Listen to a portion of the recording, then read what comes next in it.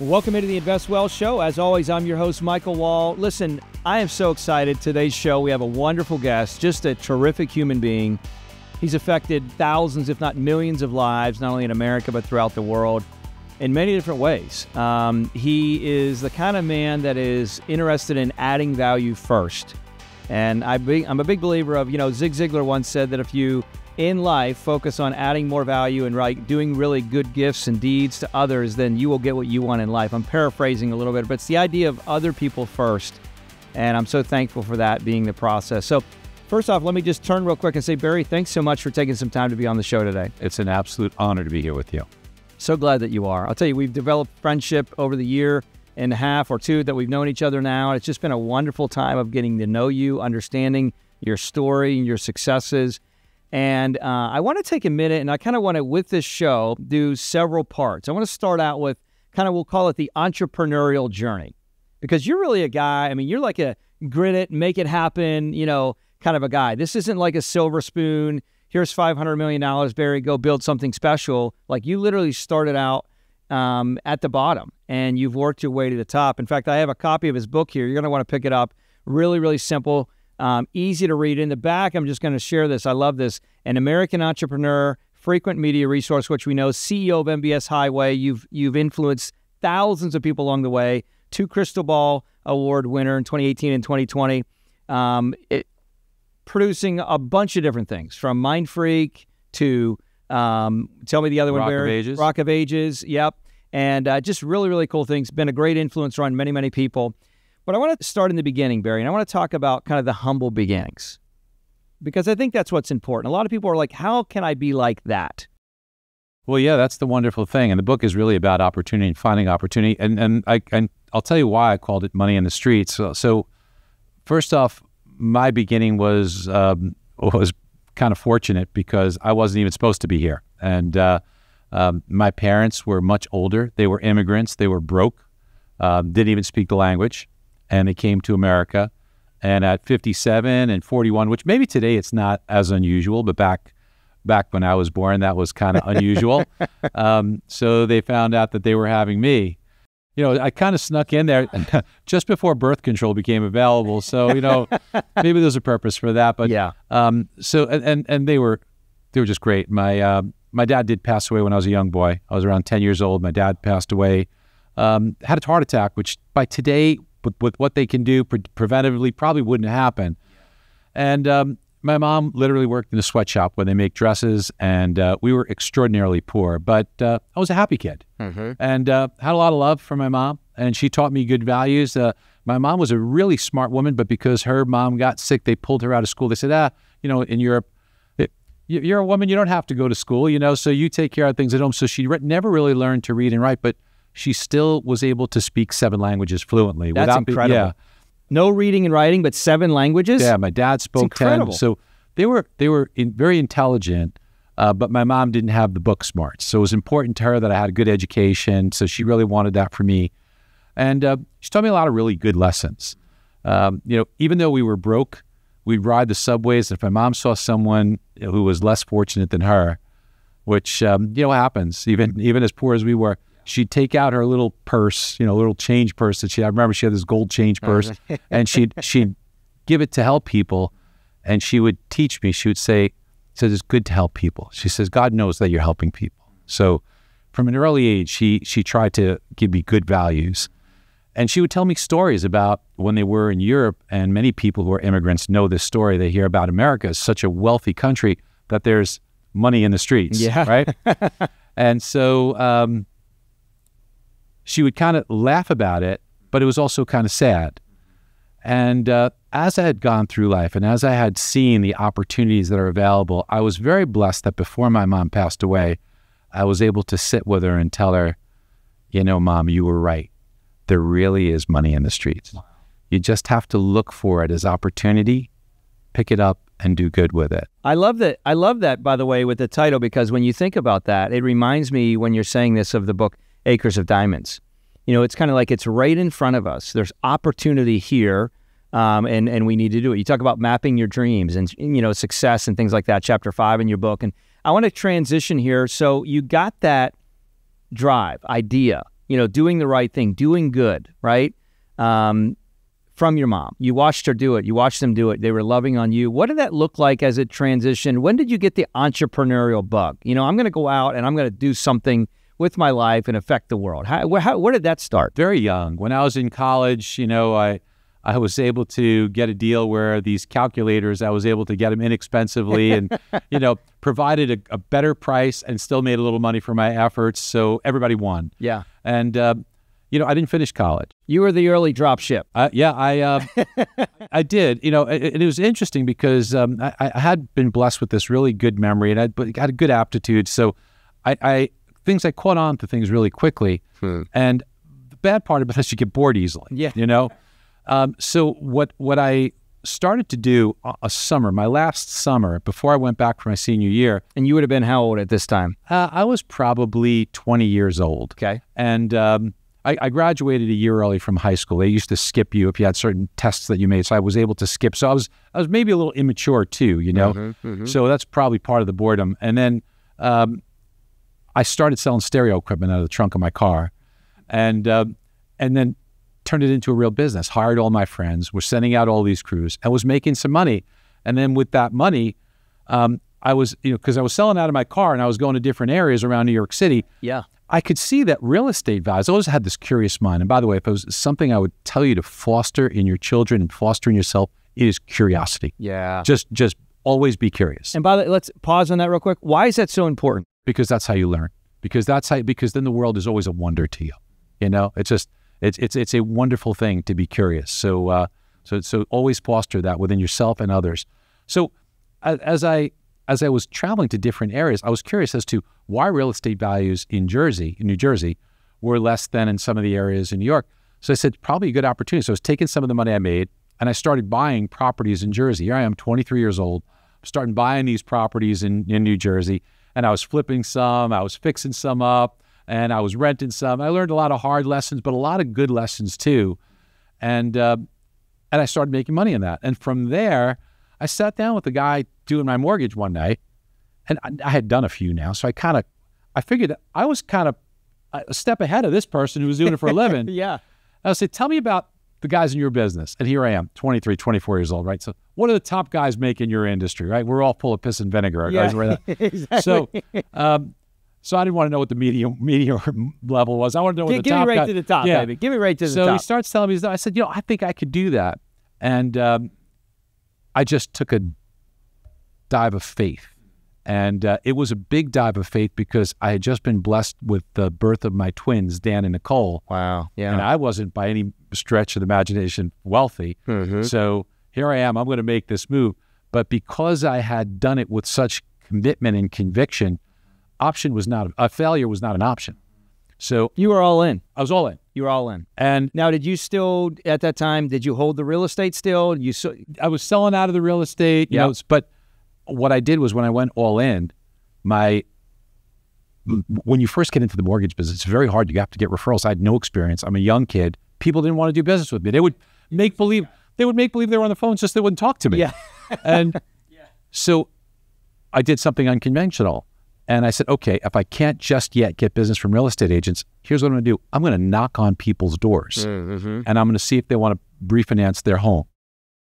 And some people threw me out. Some people even called the police. Yeah. But my third week in the business, I had written 16 loans, and nobody had ever done that. Wow. And I said, how are you doing more than people in the business? I said, I'm just talking to people, knocking on doors. I'm just, again, I was curious. The world was an ocean of opportunity. And I didn't want to limit myself to, okay, this is one avenue.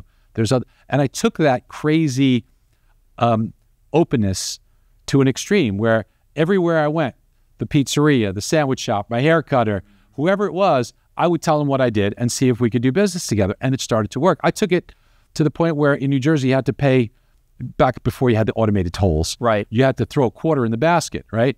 So my buddies would give me so much crap about this because if I had the quarter, and you can go through the express line, but not me, I would wait on the long line, even though I had exact You're change, prospecting. so I could speak to the toll collector. Yeah. And I would only have 3 or 4 seconds. I would give my card and say, hey, buddy, man, I would help you if you need a mortgage or a purchase. I'll do the right thing by you, I promise. And that's all the time I had. Yeah.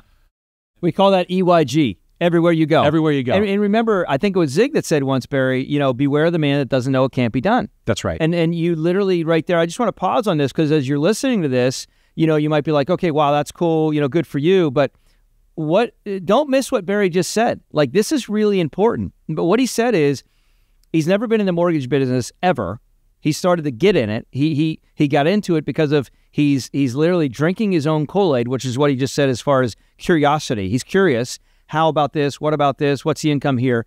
Then he decided to take a leap of faith, right? This wasn't like a calculated risk where he had all this money in the account. If it doesn't work out, he's going to be okay. He's taking a leap of faith.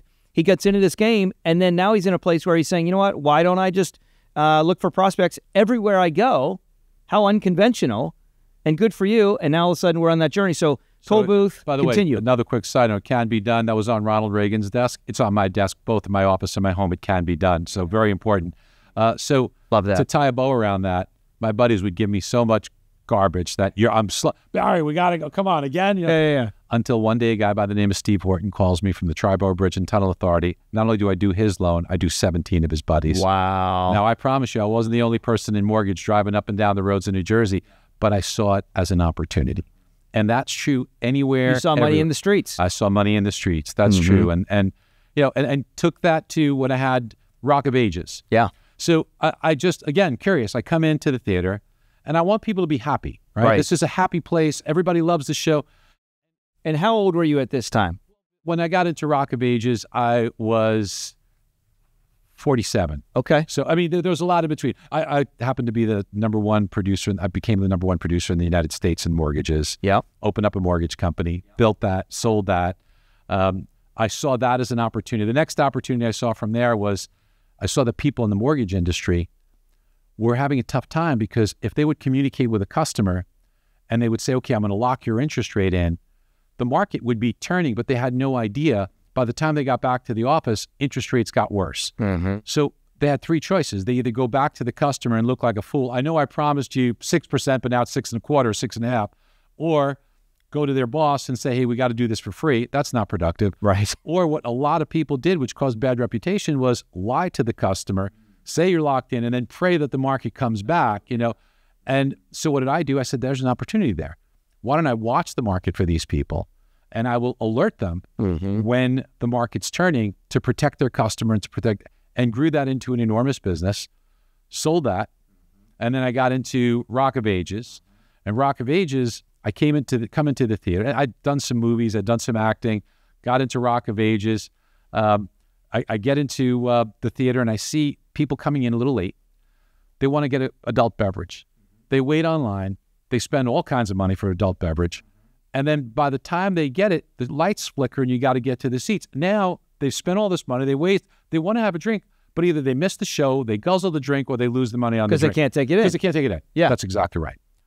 Well, so why do we have to do that? Why can't we let them drink in the streets? No, Barry, that's never been done before. Well, that's not a good answer for me. So I petitioned and did all this and spent a lot of money and negotiated the very first deal in the history of Broadway to allow drinking in the seats. Wow. And now they all do it. Okay. But it's due. And then I got into I've always been interested in medicine, right? So I had this opportunity with a bunch of doctors, with clients of mine in the mortgage business, right? So we became friends. Just like you do, friendships, right? It's all about relationship is everything. Relationships will make your life so much better. Absolutely. And people need to really focus on that. And getting rid of the bad ones. Yes. Get rid of the bad ones. You got to get rid of the negativity. Foster the good ones. Yeah. And even the littlest thing, make it even if this is someone who, you might not think can have something to offer. It doesn't matter. Build the relationships. So we enter into this medical imaging business because I'd always been fascinated with it. And, if anybody listening, God forbid, if you've had to go for a scan for something bad, you know what this is. And if you haven't, sometimes people have to go for a scan. The tech who's doing the scan, they know what's going on because they're trained, but they're not allowed to talk to you. So unless you're in a position where you have your doc's cell phone number and you can get a quick response, you have tremendous anxiety for maybe days. What's going to be is, it could be a life or death situation. So why do people have to do that? Let's put a radiologist there. Let's invest the money. Have a radiologist there. By the time you're dressed, they'll tell you the results. And if it's good news, you walk out feeling wonderful. If it's not so good news, you at least have a plan. And people prefer that to the unknown. Yeah. And people need to really focus on that. And so built that up to 3 centers and then sold that business, and then kind of got back to what I used to do in helping and advising people in mortgage and real estate, what's going on. But yeah, it's all about opportunities. And now you're in a place where you're literally traveling country. I mean, speaking all the time to a lot of groups about a variety of things, a lot in the mortgage space, but life stuff. A lot of it's life stuff that you're sharing, which I love. So much of it is life lessons and life stuff. I've been a professional speaker now for, oh, goodness gracious, 30 years as a professional speaker. And a wonderful woman gave me a chance to do that first as a professional speaker, and I owe her a big debt of gratitude, Deborah Jones. And so as a professional speaker, I learned a tremendous amount of life lessons. I typically have done about 200 presentations a year. They used to all be live. Now, 3/4 of them are maybe 80% of them are virtual, which is a wonderful thing. Beautiful, yeah. And it's such a gift to be able to touch people and to have an impact and to help them, because while we focus on the business side of it, the human life side, it's the blending of the two that's critically important. And it's all those life lessons. And I talk to so many of them in the book, overcoming fear, overcoming adversity, how to foster relationships. Like every chapter in the book is the life lessons that are constantly getting better. We could talk about any one of those lessons, and I used life lessons that I've had and make them very relatable so that people could see how they can do the same thing. Yeah. And I think it's important. And so as you're listening to this, and that's one of the reasons you may say, Mike, this is a little different direction for the Invest Well show. But to me, the reason I wanted to have Barry on is because I think a big part of life is investing in yourself. And, and you'll hear me talk time from time about the idea of like, hey, if you have monies and you want to invest and you're younger, invest in yourself. Obviously, if you're a little older and you got some significant wealth, which is typically where the families that we're working with, obviously connecting with Barry in some capacities there too, like that's great too. But when you look at yourself, there's no better ROI, in my opinion, Barry, than investing in yourself. And I think one of the things that you're striving to do now is to say, okay, how can I take some of these life lessons and translate them back to the next generation in a big way and really just add value? And that was what struck me so much, even actually when we first connected. It was more on the business front, but I really started to understand as we built relationship of like, this guy really wants to add value to people. The way you communicate, the way you connect, the way you're kind of others first positioning, that's just that's a rare commodity, let me say it today, in our culture today. Let me ask you a question. If somebody's in a place in life where they are, maybe they're a mid-level entrepreneur, or maybe they're working for a company and they have an idea. They've had this burning idea that they've just wanted to do, but they have some responsibilities in life. Maybe they're married, they have children, they're worried about, paying the bills kind of thing, but they have this idea, this burning desire to do something different, and it's in their mind and they can see it, but they're just scared to do it. What would be your advice to someone like that? It's a difficult position to be in. It's a wonderful and difficult position at the same time. So what's your conviction in your idea? Don't let others talk you out of it. Seek counsel, but don't let those that are inexperienced be the ones that tell you that you can't do it, or it's too risky, or this, that. Sure, there's risks with everything. But if you have deep conviction and you seek counsel for those who have been in a similar path, who understand that type of business or what it takes to get over that, seek their counsel. And then you can make a better decision. Don't go by, family and friends who are telling you, oh, no, it's too risky. Don't do that. You certainly can hear them out, but don't follow that, because they are not going to be able to give you that advice. And also understand that if you really want to make it work, you have to throw your life into tremendous imbalance. Everybody talks about balance in life. And I agree, you should have balance in life. But to achieve balance in life, you need periods of extreme imbalance in life. When I first started Mortgage Market Guide, which was that company I built and sold for a good amount of money, that business required me, I was up every night till like 4 a.m. Mm-hmm. And because I still had stuff to do. I was still doing mortgages, but I was creating the back end and building that. And you were doing what we called moonlighting. Had to moonlight. Yeah, 100%. So I was thrown into it. And if you think about it, who better to make that investment in than you and your family? You kill yourself and you work for other people, and you should do that, and you learn so much and you do good. But boy, if you're really going to take a dive and you do it for yourself, There's no better investment that you can make. You said it earlier, and you're 100% right. As you were saying it, I swear to you, I was thinking the words as they came out of your mouth. It's huge. I like that thought. And so, I talk a lot about balance in life, and that's important. But I think you bring up a great point as far as periods of unbalance, because I think a lot of times people see, it's the old unspectacular preparation precedes spectacular performance. A lot of times people are in a place where they see, the Sunday football game, and like, wow, these players are incredible. But what they don't see is the rest of the iceberg. They don't see all the time, all the energy, all the effort, the meals eaten, the restriction of meals, the working out, all this kind of stuff. I'm talking about athletes, but from the entrepreneur, a lot of times people don't see, they see the Ferrari, they see the nice house, they see the trips, they see the private, they see all that stuff. What they don't see is the times where there's real blood, sweat, and tears. How is this going to work out? I don't know. How do we solve these problems? How do we solve problems that have never been solved before? What you're just talking about, like with Rock of Ages and other things, is you're literally solving problems in the industry, in the market, that have never been solved before. And a lot of entrepreneurs that have been very successful have done that. And I think that's important. Alleviate points of friction. Mm-hmm. That is the first thing if you're an entrepreneur. And it's so interesting what you said, and I use this example a lot. A professional boxer trains 1,000 minutes for every minute in the ring. How long are you training for a minute in the ring? And if you're in sales, and many of us are in sales, okay? Right. And if you're an entrepreneur, you're in sales, whether you know it or not, okay? If you're a parent, you're in sales. You're in sales. That's right. How many minutes are you training for every minute in the ring? The minute in the ring is actually having the interaction. Yeah. The vast majority of individuals do not achieve great levels of success because they wing it. They get on the phone and they're on it. How much training are you doing in advance of that? All right, look, we all want to be magnetic. Here's a secret to being magnetic. It's a secret, but we're going to let it out. You have to do two things. Everyone you come in, and you do this so well. God bless you. You do this so well. You just innately do this. Everyone you come into contact with, make them feel smarter, make them feel better. Simple. Who doesn't want that? Yeah. They will be drawn to you, so by definition, you will be magnetic. Yeah. Now, make them feel smarter. You can't BS that. Right. You have to put in the work to learn, to understand, to have the ability to then create value for others. You have to have something to give, which means you have to do the work to do that. So if you've done that and you put yourself in a position where you have something of value to give, you can make people feel smarter. Make people feel better. Can you look for the good in people? There's so many people that are so begrudging. Maybe it's shortcomings that they have in themselves, or they feel inadequate in a certain way, and they just don't want to give credit elsewhere. I think you should definitely seek that. Yeah. Look to point out the good things in people. Who doesn't love that? If it's sincere, it can't be BS. Right. It has to be actual. People know. Right. People know. It's like a dog. They can smell it. That's right. Yeah. Sincere. Mm-hmm. People want to be around you. Yeah. I promise you that. It's interesting, Barry, and he's standing in the room watching this. My oldest son, Cyrus, one time we were going somewhere, and he mentioned to me about the idea of, he's like, Dad, he's like, gosh, you're coming down on me hard right now.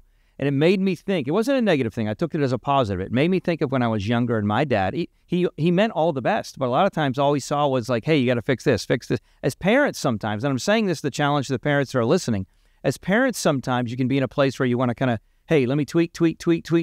Why are you doing it? You're doing it because you want the best success of your children. But the effect can sometimes be, first off, you're carrying a big shadow if you've had a lot of success. And so the effect sometimes can be like, gosh, how am I ever going to measure up to what Dad's done? I mean, he knows everybody. He's done a lot of things. He's made a lot of money. He's everywhere he goes, people, all this stuff. And it's the idea of saying, okay, wait, time out. I do want to tweak, but I want to do it with ounces and then pounds of goodness with each ounce of tweak. And so that's something that he called out in me, and I want to call on the parents. Not that I'm not going to continue to tweak. Listen, I take my kids to school almost every day of the week. And one of the things that I strive to do, whether we're listening to Earl Nightingale or Zig Ziglar or selfishly the Michael Walsh show, or the Invest Well show, or me just sharing thoughts and ideas, like I want to encourage and I want to instruct. That's my job as a father to them, and I appreciate the value and the guidance and time to do that. But I also want to make sure that I'm not overly tweaking. And you can find yourself, Barry, and I'm asking this for a reason, because you're entrepreneurial in nature. Your wheels are spinning all the time. I'm asking if you've ever struggled with this, because you've had kids, is sometimes you can find yourself always being in coaching mode. And I'm like, gosh, I don't want to be in coaching mode all the time. I want to make sure in life sometimes with people that I'm just present. It's a lot to unpack there. There's so many good things, and I want to try and remember, because I do want to hit a few of those really good points. So look, perfect practice makes perfect. but the delivery is important, okay? So yes, you do want to find good, but you want to make sure that practice doesn't make perfect. Perfect practice makes perfect. So don't take shortcuts. Be a stickler, but don't take the fun out of it. Yeah. So keep it fun. Now, I've been a professional speaker, as I said, for a very long time. So you would think by now I'd have it down. But do you know how much I rehearse? Do you know how many times after every presentation I give, and I tell 200, after every one, there's a time to take a look. What can I do better? Yeah. What can I change? What worked really well? How can I and I mean, we're talking about economic stuff for a good part of it. So you constantly have to be on top of it and refresh it, and it'll be very dynamic. But you also mentioned something about our kids, and people listening here, many of you have kids. There's an important lesson I learned is that you want to plant seeds when the ground is fertile. And, unwanted advice, whether it's friends, adults, kids, unwanted advice is usually resented. So I want to give you an example, but I also want to just tell you something that I've learned. It's called the BH technique, not because it's my initials, but the BH technique that I've kind of developed. And the BH technique is start with listening and questioning. And then as you listen, and sometimes, look, in the business world, I found that this is very flattering. You say, would you mind if I take some notes? Nothing more flattering than the words are going to come out of somebody's mouth. It's important enough for me to take notes. And as you ask questions and as you learn, then what you have done is you can come back and you can offer advice, but you say it from this position where you say, B is the BH technique. B, because you said this. Mm-hmm. Here's what I found to be helpful. So you're providing advice, but it isn't unwanted advice. It's based upon that. And I remember, my kids when they were young, and I didn't have any. That was really poor. So you have a inclination to want to spoil your kids. Yeah. Right? So as I had done that and maybe spoiled my kids, Dan, who's just a wonderful young man, and he's not that young man anymore, but he's an older man. Yeah, now. He's wonderful, and he's always been such a kind soul. I overheard him talking with some friends, and some other friends didn't have the stuff that he had and the toys that he had, and he was kind of like almost like making fun of it a little bit. And I caught him, and now the ground was fertile. So I said, Dan, I said, by you making fun of him, that would be the same thing as you making fun of Dad, because I didn't have any of those things. And I could see it in his face, like, the lesson had really sunk in. Never again did anything like that. But, but kids need that, adults need that. We all need to, help each other try and be more understanding. I think that's huge. And it's a big one. Thank you for commenting and kind of continuing on that thought, because to me, that's a big one. And I'm right in the middle of it with 4 teenagers, trying to balance this act, if you will, that's been in my hands and given to me, along with business and other things else that are out there. But Barry, I got a question. So, you've been in business in different capacities. You've done different things along the way. Is there anything that stands out as you look back at your career? And you still have, in my opinion, and there's, I think, a lot of great things that you and I are going to do together, which I'm excited for. But as you look back, it's always helpful to look back to look forward. We know that. But as you look back, is there any one or two, particular times in your career where you're like, you know what, Mike, these are some times that really stand out to me where were fundamental shifts, which really helped me shift, if you will, to the next level, or just something maybe that I materially learned. Like for me, it was the book field. I sold books door to door in the summertime. I mean, there was just so many things, so much valuable pieces of just breaking through barriers and all kinds of things that I still to this day in the businesses that I have, kind of rely on, if you will, as far as those thoughts of being. What is that for you? Adversity. And we oftentimes, we don't want to welcome adversity, but what we need to do is we need to understand that it is unavoidable, that we're going to have times of adversity. And what we really need to help us to get through that is to understand that this is a learning experience for growth.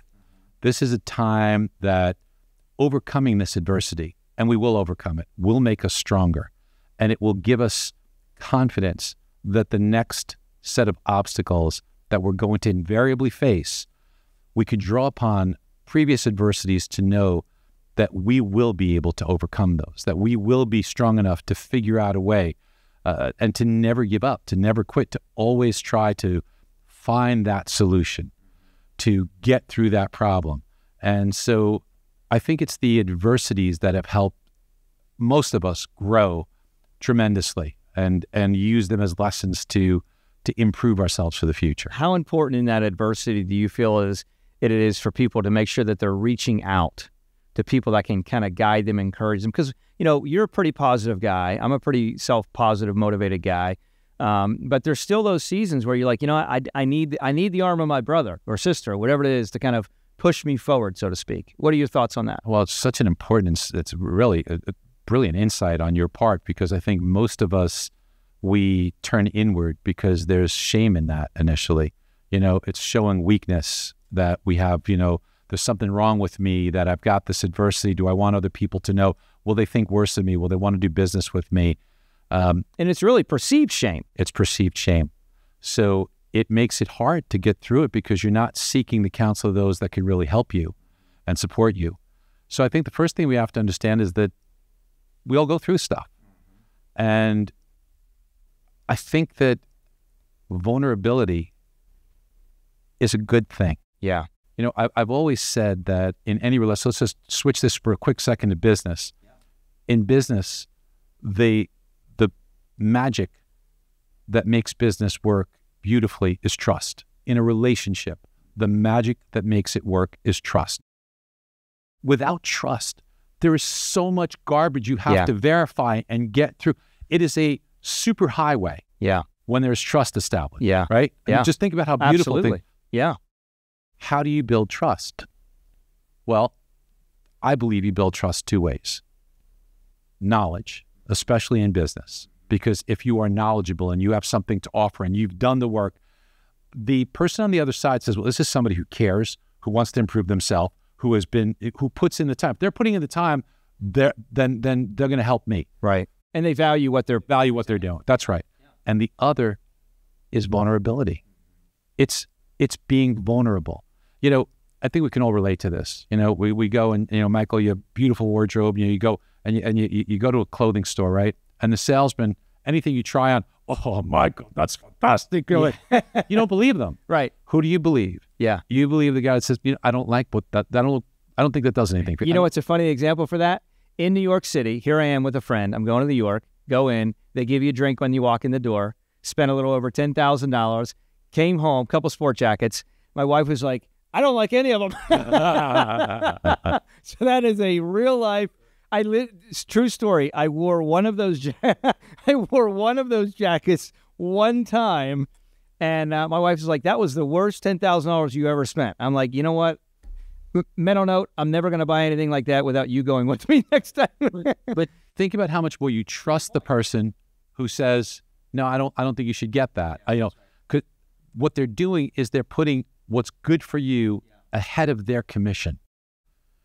And in a relationship, when you're able to be vulnerable and you're able to put it all out there and, be honest enough and take that risk that makes honesty come first, that makes their feelings come first, and put yourself at risk, that's magic when that happens. It's huge. Listen, and that is so important. And I want to say that if you didn't get anything that we've talked about thus far, what Barry said there, I think this is really important. I know many of you that are listening to this are in business of some sort. Even in the financial company that we have, Barry, we talk about the fact that we don't sell products, we build plans, right? And there's so many folks out that are just trying to sling products. They're just trying to make a quick buck, trying to make a quick commission. And they're not really, their life is so busy, involved in so many things. And that doesn't mean you don't have to be busy. It doesn't mean you're not involved in a lot of things. It means you have to have a lot of thought in the process. And I got to tell you that if you're thinking about what you're doing, and when you go to connect with someone from a business perspective and all you're thinking about at the get-go is, what am I going to make on this transaction? Like if that's your first thought, okay, if I bring this deal in or if I close this deal or I close this client, I'm going to make X, Y, Z. If that's your first thought, and I got to be honest, full transparency, when I was younger in the business, that was some of my first thoughts because I had to pay the bills. I was just starting. But very quickly, I want to say maybe 2 years in-ish of my business career, I really started to shift. And where did the shift come for me? Well, I realized, trust in the Lord with all your heart, lean not unto your own understanding, in all your ways acknowledge Him, and He will direct your paths. I realized what Zig said, number one, there's a God. Number two, it ain't me. Number three, it ain't you either. So I knew that God was in control, Barry. And that alleviated the fear in my life and really the willingness and vulnerability to say, okay, I'm going to do what's right for the client, and I'll worry about me getting paid next and second and third. You epitomized that with where you put the client first. And it was so wonderful. And the reason I think you and I got so close with each other is because we both believe in that philosophy. You know, I always think, you know, it's so funny because people want to meet people want to have relationships, and they approach it the wrong way. They approach it by asking. Don't approach it by asking. Approach it by offering. If you want to build a relationship, add value, and the relationship will come. You know, do something that you gain nothing by. Yeah. But you're just giving. And it will come back to you so much. And that was the wonderful thing because, you know, you and I were trying to one-up each other on well, who can add more value? Who can help each other more? And the best relationships are like that where you're and it's fun. Like, I just really want to care about your success. And I'm not even thinking about, and you want to just care about my success and you're not even thinking about it. Like, so it's like, and isn't it wonderful if just like the world would just be that way? Yeah. Wouldn't it be? And for selfish reasons, because it just makes you feel so good. Yeah. You know, I mean, what are we all trying to be here? We're all trying to gain happiness. Yeah. And happiness, you know, progress, as Tony Robbins says, is a very important element of happiness, is getting there. But you know, I've seen so much in my lifetime of people achieving financial success, and you should try and achieve financial success. Of course, nothing wrong with that. And then goal success, and people have done it, but they're unhappy. Yeah. I think they're missing the third leg, and the third leg is fulfillment. And the only way you get fulfillment is by giving, by doing for others. But you know, it's the unselfishness, it's the giving back. That's where you know, that elusive happiness. That's where you start to approach happiness. When you're achieving your financial goals, you're achieving your success goals, and you're fulfilling your life by doing good to others. Well, and it's a wonderful concept because then one of the things that we've talked about, Barry, over the years is two things. Number one is materialism is not how much you have, it's how much has you. And the second thing, and this is a great question for you to think about, and I know it's easier to say, well, it's easy to answer that question when you have a lot of stuff. But, you know, at some point in time, both Barry and I did not have a lot of stuff. I mean, my first office was $400 a month. My wife was a waitress at the Outback Steakhouse. We shared, get this, a little different than the Ferrari you drove in on. We shared a purple Ford Escort, Barry, 5-speed, baby. It was very exciting. And but, you know, it's the idea of asking yourself the question, who are you without your stuff? Because if your stuff defines who you are, then you don't know who you are. And that's so important. Barry, I got to ask you this question because we've talked about a variety of different things. We've talked about investing in you. We've talked about investing in being unbalanced and balanced. We've talked about adding value to people. And I think what happens sometimes is people can listen to a conversation like this and say, wow, there's some great thoughts there.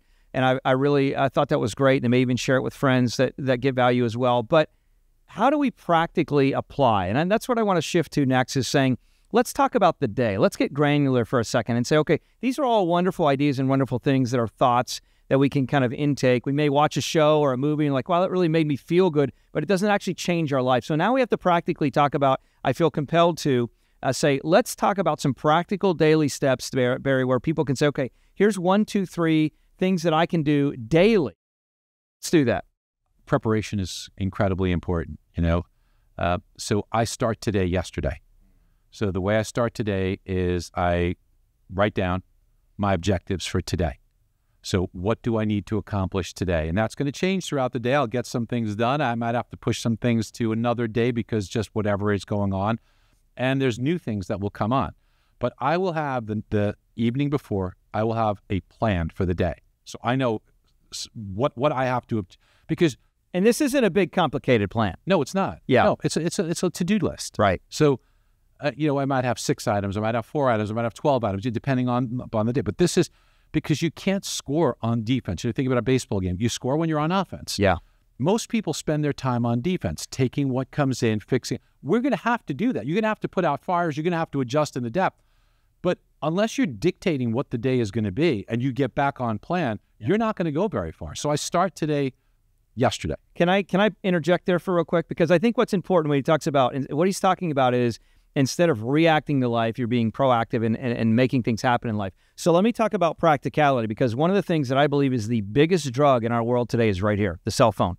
And a lot of you are in a situation where you find yourself, you're saying, gosh, I just can't get anything done. I just can't move forward. I just can't. Well, let me tell you what's probably happening. Let me say it this way. What you probably don't need to be doing is spending minutes, hours, however long it is, scrolling social media, looking at other people's lives. You need to be practically focusing on your own life. So what's a daily discipline to help you be proactive and actually win the day, if you will? And what Barry's saying is be disciplined around the idea of taking that phone, cell phone, iPad, computer, TVs, whatever, and putting it away, putting it in a lockbox. Understand that it's a drug for you and put it away and literally allow yourself the opportunity to have some dead mental space so you can focus on what is priority as you're making the list. Don't be having noise and get some silence in your life. Well, listen, I'm guilty of that stuff too. However, by having my list and my game plan, people go to that stuff where they're scrolling when they think they're idle space and idle time.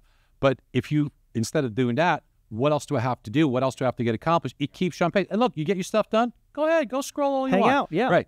But then I start every morning with gratitude. So that's the first thing, because I can promise you someone's going to tick you off during the day. Okay, someone's going to cut you off. Something's not going to go your way.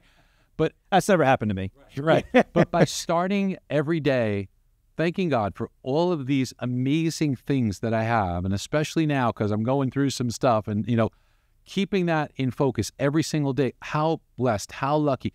People are so much less fortunate than any one of us. You can always find somebody who's in better shape, but you could always find somebody who it's a lot worse for, right? So just understanding how blessed we are and keeping that in the forefront, that when somebody cuts you off, okay, we're human. Yeah, right. Then wait a second. I'm not going to let that steal my joy. Right. And I'm not going to let it steal the joy that I'm able to give to others. Mm-hmm. Because if you're not in that right place mentally, and you're like that, you're not bringing happiness and joy to other people. If you can, okay, give yourself a minute or two. Yeah. You shouldn't have done that. Yeah. Well, you're not perfect. Right. You're human. But then, okay, I've got all these great things. Yeah. That compared to all this. Yeah. And then now I'm in a better place. So when I meet these wonderful people that you have, your wonderful son, Cyrus, and JP who's here, or I see Dalton here, or Steve, or your son, I'm in a place where now I can bring joy. And that makes me feel good. Yeah. It's an intentional thing. It is intentional. It's an intentional thing. So before we get to the end of the show, I'm going to give Barry, not right now, but in the end, I'm going to give him just a minute or two, three to talk about market stuff, because I know some of you are like, hey, what's he going to say? And we're going to talk about that. We want to keep it somewhat evergreen. But before we jump to that, I want to ask you this question. Here you are. You've had all this experience. You've had wonderful success in life. You've strived to be other people-centered. You've gone through real challenges, currently going through one now. But yet I believe you got a lot of runway yet left. And so in that lens and looking at it that way, what do you see in the future for BH? So, I'm been challenged because a couple of months ago I was diagnosed with cancer. And my hair is leaving me rapidly. I just had my first round of chemo a couple of weeks ago, and I probably have a few days left of hair. So I used to have some really nice hair. But hope to God that's the least of it. We just want to beat this thing. And I'm chronicling every day because it's not something that, as I went into it, there's very little on what do you expect. I'm a very curious person. I mean, what do I expect?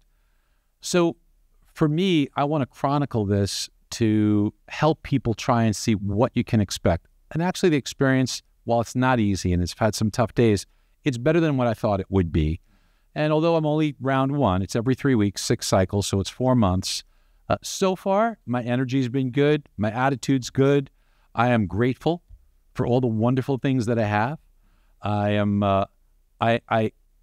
trying to take this on as, it's in God's hands. But if we get through this, I want to try and take it so that we could do good and help others with it. So maybe that's why God called upon me to have this, and maybe use my platform to try to make a difference. Yeah. I love that, because you're literally looking at the challenge that you're going through, and you have your ups and you have your downs, but you're in a place where you're looking at it through the lens. And I love the proactivity of it, because you're looking at it through the lens of, I want to take this challenge and use it as a way to add more value to people, add more value to the world, add more value to those around. And that's evidence because you're journaling your day. And I think that's another great point here, is Barry's going through challenging times, and he's not just talking about the idea of saying, gosh, you know what, someday when I get through this, I'll use it to benefit the world. You're saying, no, I want to intentionally and be intentional in this process, in the journey, and make notes. Sometimes it's painful, sometimes it's joyful. Every day is a video. Oh, it's a video. Oh, every day. But short, 90 seconds, 2 minutes, because I want people to see the changes in me. Yeah, see me losing my hair. That's even better. Yeah, so with this video, I'm going to bunch them into, there'll be about 20 There's minutes or so. vulnerability, by the way. Yes. I love it. 20 minutes for each cycle, so it's not too long. It's going to be digestible. And if somebody's about to go through it, what can I anticipate? What can I expect? And I want people to know there's hope. It's a beautiful thing. All right, let's finish with this. The Economist at large, he has made a lot of great predictions, 2 crystal balls for predicting the real estate market. Kind of a big deal, by the way, in case you didn't know. And so, Barry, let's talk about it. Here we are. By the way, I did get a third one. You got a third one? Excuse me. Let's make sure we get bring Barry 3 out here, please. Listen, I'm very honored that Fannie Mae, as well as Zillow and Pulsenomics, all 3 of them, they give this to the most accurate forecaster in the real estate world, and I was blessed to win it 3 times. That's a big deal. It is, because there's so many prestigious economists that are people that I have enormous respect for. And, I have a lot of friends and mentors and people that have helped me. So, this is, none of us do it on our own, right? So it's learning and being able to also learn from our clients and see what's going on a grassroots level. So listen, real estate, let's just talk about that real quick. Talk about it. Real estate market is very, very strong. By the way, as you're watching this, it's 2024, late spring 2024, just in case, FYI. People have been calling for the market to crash. We have been very blessed. We've kind of almost nailed the amount of appreciation each year for the past few years. So while everybody's saying it's going to crash, it's not. It goes by the amount of available homes, as well as what household formations are. Household formations like mom, dad, and a kid, they live in one home. The kid grows up, they get their own place. That's a household formation. So that depends on birth rates. So you look back historically, and you see, so that's why we did forecast accurately the housing bubble. I sold my company in 2007. We knew the housing bubble was coming. Because why? Because if you take a look historically, in 2006, when the market started to turn, household formations were about to drop. Why? Because the median age was 33 years old. 33 years before 2006 was 1973. Abortions were legalized in 1973. Birth rates dropped precipitously, which means there was going to be less household formations, but nobody saw it coming. We look at these things and we try and look at demographics to forecast. Using the same principles we've been able to see going forward, and many other things too. But going forward, we do see, if you look at birth rates from now, the median age is 36. So if you look at 1988, 1987, birth rates do this. So there will be more people coming in, less inventory available. And if you just want to compare to the housing bubble, in 2007, 4 million units in inventory, U.S. population, 301 million people. Today, inventory has gone from 4 million to 1 million. Population's gone from 301 million to 340 million people. 39 million more people, 3 million fewer units. The old supply and demand. Law supply and demand. It's not that complicated. Yeah. And people talk about affordability.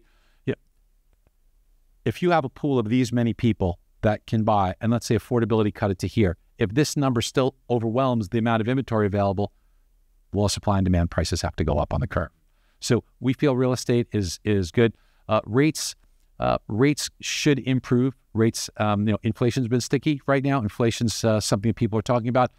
The Fed won't get to its 2% target anytime soon. However, they will cut rates if they see the employment picture soften, and I think that's the golden ticket. That's what will happen. That's what will cause the Fed to cut rates, and I think that uses real estate as an opportunity. Residential. Yeah, great thoughts. And in case you're wondering, he's not reading from a prompter. This is all in his brain. So what that tells you right there is he's done this a few times, and he's done his research, and he's put in the work in advance. And Barry, thanks for taking a little bit of time to talk about this stuff in the end, and just really going through some of things maybe people have never heard about your life. And I'm so honored to be able to have the opportunity to kind of help share some of your story, because I think it's a wonderful one. I think it's an encouraging one. And it's really an inspiring one for many of you out there that are maybe in a place where you're like, gosh, look at me, I grew up on the other side of the tracks. Well, guess what? So did both of Barry and I, and you can make it too. And so, Barry, thanks again for being here. Thank you for having me. I am sincerely grateful. Wonderful time. Excited to see your journey upcoming. Hey, listen, as you're wrapping up here and listening, you're like, wow, that was really encouraging and powerful. I want to challenge you. Listen, I know there's 3, 4, 5, 6 people in your cell phone that you're texting today, yesterday, whatever, that need encouraged. You got to be in a place where you draw that circle of friends to you so you can kind of have the right people encouraging you on the journey. Great way to do that is by sharing information like this that's going to really speak into their life. As always, we appreciate your feedback. Thanks for dialing in. We'll catch you next show. See ya.